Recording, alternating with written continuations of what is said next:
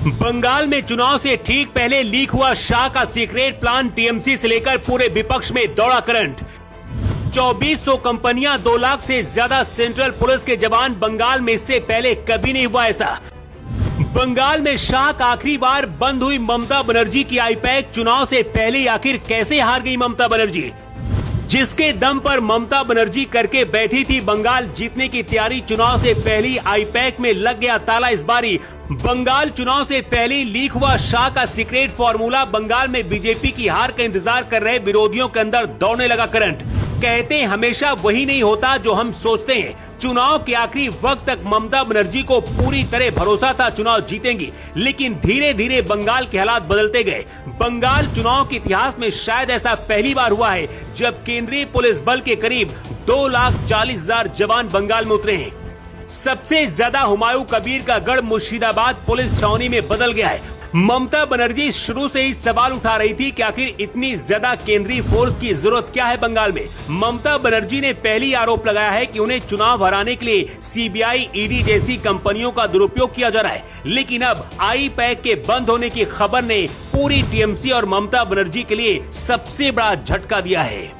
ममता बनर्जी ने आईपैक को चुनाव जीतने के लिए तैयार किया था, लेकिन चुनाव के दौरान ही आईपैक का बंद होना ममता बनर्जी के लिए सबसे बड़ा झटका है, क्योंकि करीब 80% चुनावी काम आईपैक टीम ही करती है। आईपैक का सबसे बड़ा काम हर बूथ और निर्वाचन क्षेत्र से सटीक डेटा जुटाना है। उसके बिना ममता बनर्जी को ये पता लगाने में मुश्किल होगी कि किस इलाके में जनता का मूड क्या है और कहां सुधार की जरूरत है। सोशल मीडिया कैंपेन और सरकार की योजनाओं को जनता तक पहुंचाने की जिम्मेदारी आईपैक की थी। उसके जाने से बीजेपी के प्रचार का मुकाबला करने में टीएमसी का डिजिटल और मीडिया मैनेजमेंट कमजोर पड़ा है।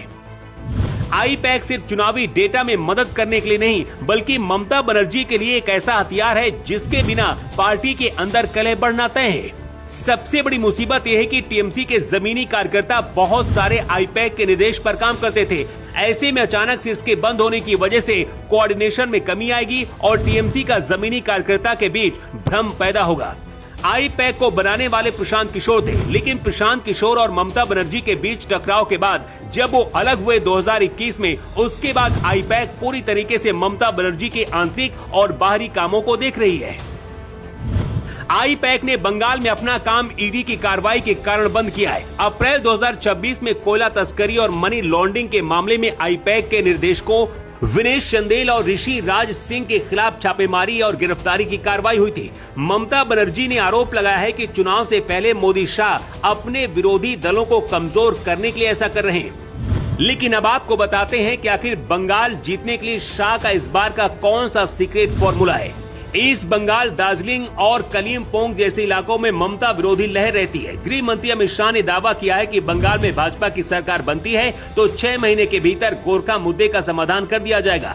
शाह ने कहा कि पश्चिम बंगाल के उत्तरी पर्वतीय क्षेत्र जैसे कि दार्जिलिंग, कलिम्पोंग और कुर्से ओंग में रहने वाले नेपाली भारतीय गोरखा समुदाय को अपनी पहचान, प्रशासनिक ताकत दी जाएगी। आपको बता दें कि ये इलाका हमेशा से मांग करता रहा है कि इसे बंगाल से काटकर अलग गोरखा लैंड बनाया जाए, इसीलिए इधर एक तरफा बीजेपी को वोट मिलता रहा है। दूसरी वजह बीजेपी का प्लान हिंदुओं को एक करना है और इसके लिए घुसपैठ और धार्मिक मुद्दा बीजेपी उठा रही थी।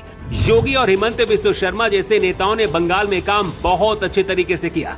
ममता बनर्जी के सीएम रहते बंगाल के मुर्शिदाबाद में नई बाबरी बन रही है। इसकी वजह से और माहौल इस बार गर्म है और इससे धार्मिक ध्रुवीकरण बना है।